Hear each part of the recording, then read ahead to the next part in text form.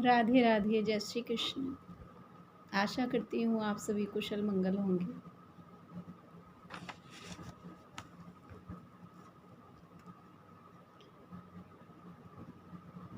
आज कुछ संत वचनों पर दृष्टि डालते हैं और विचार करते हैं कि शास्त्र और संत जो कहते हैं वही जीवन का सत्य है।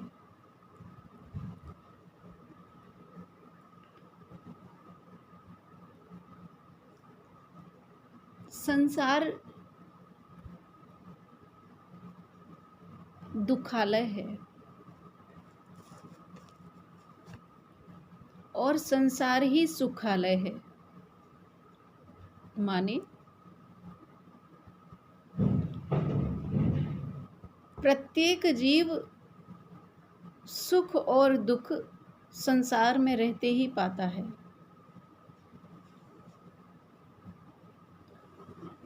और संत कहते हैं कि प्रत्येक प्राणी के भीतर ही सुख और दुख दोनों निवास करते हैं। जैसे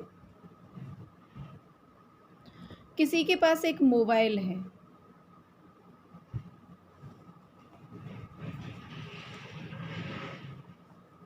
मोबाइल एक ही है, लेकिन व्यक्ति दो हैं। कोई उस मोबाइल में कथा सुनता है और कोई उस मोबाइल में पिक्चर देखता है। कोई उस मोबाइल में गाने सुनता है, कोई उस मोबाइल में भजन सुनता है। मोबाइल एक ही है, लेकिन उसको यूज़ अलग अलग तरीके से किया जाता है। अपने विवेक के अनुसार, अपनी बुद्धि के अनुसार व्यक्ति उस मोबाइल को यूज़ करता है। ठीक इसी प्रकार हम अपने जीवन का यूज भी उसी प्रकार करते हैं कि जितनी हम में बुद्धि होती है, जितनी हमारी योग्यता होती है, जैसे हमारे विवेक और विचार होते हैं।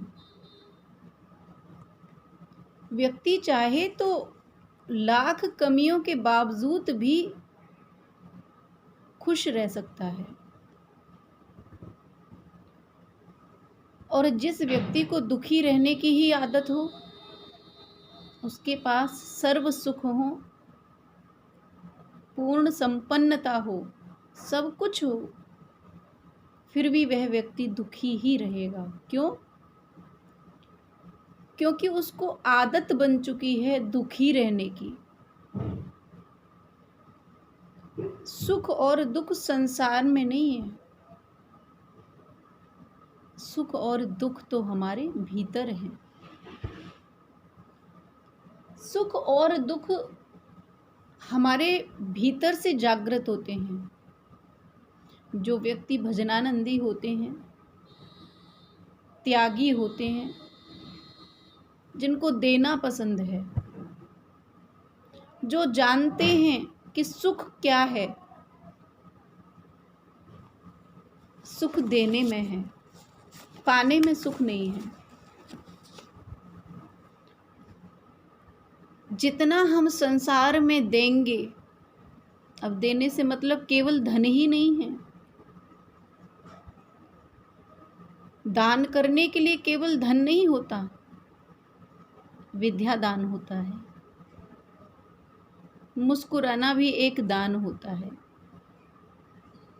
मीठे वचन बोलना भी एक दान होता है। माने कि अगर हमारे पास धन दौलत बांटने के लिए नहीं है, तो मीठे वचन बोल करके हम किसी दुखी व्यक्ति को प्रसन्न कर सकते हैं, उसका दुख दूर कर सकते हैं। सृष्टि हमको न जाने क्या क्या दे रही है, कितना कुछ दे रही है सृष्टि, और निस्वार्थ भाव से। ठीक उसी प्रकार हमको भी सृष्टि को कुछ देना चाहिए। हम लोग लाखों रुपए बर्बाद कर देते हैं जन्मदिन मनाने में। अगर उस दिन 10 वृक्ष लगाने का संकल्प कर लें, या जो हमने अपने लिए खर्च किया उसमें से कुछ अंश हम गरीब लोगों में बांटने के लिए निकाल दें, या कोई दुखी व्यक्ति है उसको आधा घंटे बैठ करके हरि चर्चा सुना दें, तो शायद हम प्रकृति को कुछ दे पा रहे हैं। जीवन में पाने में उतना आनंद नहीं जितना त्याग करने में आनंद है, और त्यागी व्यक्ति संतोषी सदा सुखी रहता है। देने में भीतर से बड़ा आनंद मिलता है। इस कोरोना महामारी में लोग दहशत में कांप रहे हैं, डर है उनको, पता नहीं क्या होगा।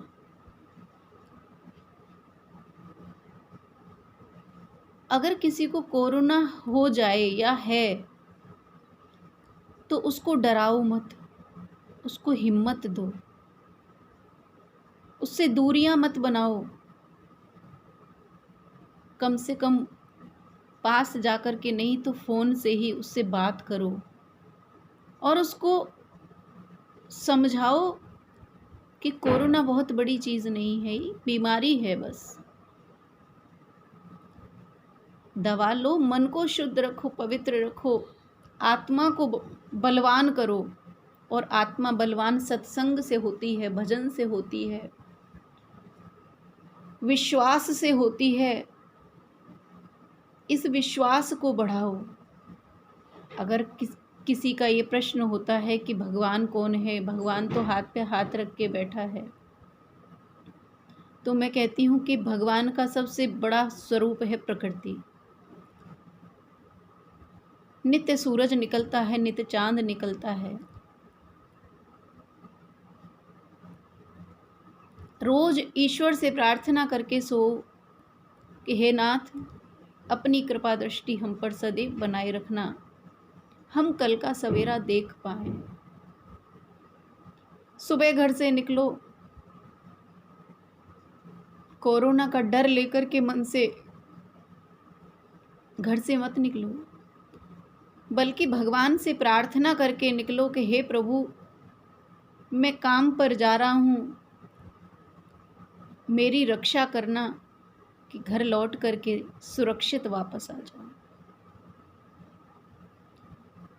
मेरा सबसे निवेदन है कि एक बार भगवान पर दृढ़ विश्वास करके देखो, आपके हर कष्ट को वो दूर करेंगे और इस कोरोना जैसी महामारी से आपकी रक्षा भी करेंगे।